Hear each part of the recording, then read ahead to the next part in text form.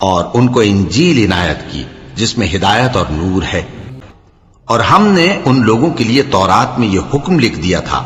کہ جان کے بدلے جان، اور آنکھ کے بدلے آنکھ، اور ناک کے بدلے ناک، اور کان کے بدلے کان، اور دانت کے بدلے دانت، اور سب زخموں کا اسی طرح بدلہ ہے۔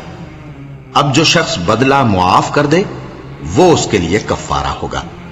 اور جو اللہ کے نازل فرمائے ہوئے احکام کے مطابق حکم نہ دے